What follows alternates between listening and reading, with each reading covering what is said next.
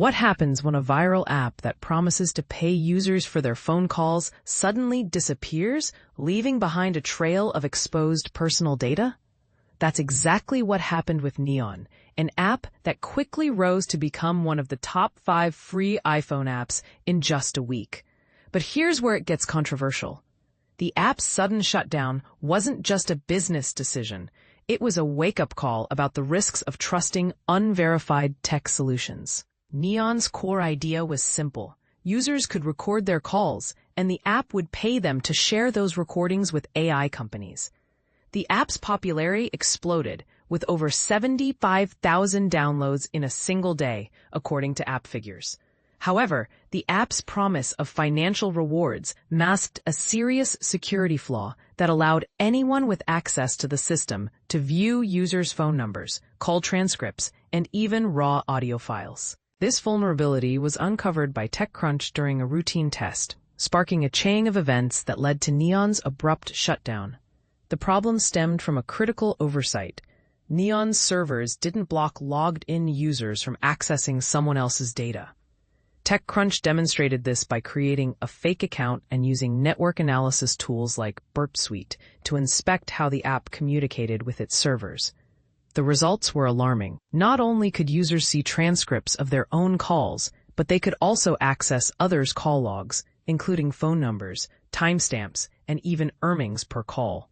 In one case, a test call between 2 TechCrunch reporters revealed that the app's servers could generate public links to audio files and transcripts, data that could be exploited by malicious actors.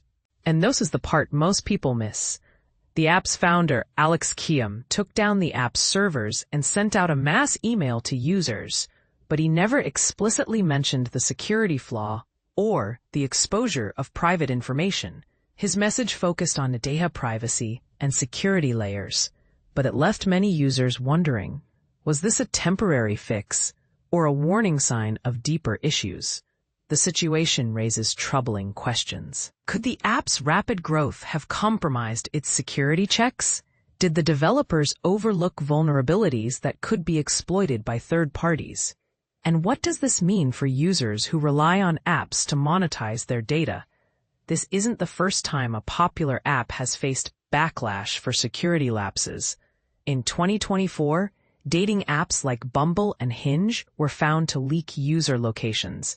And in 2025, a social app called T exposed 72,000 users' personal photos.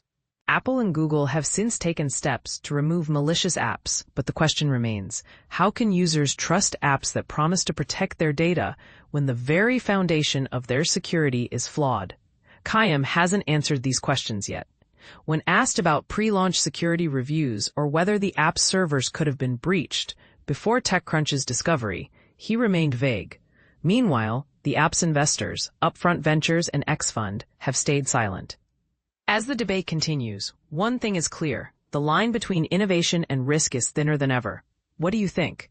Is it worth the trade-off for apps that promise to turn your conversations into cash? Share your thoughts in the comments below.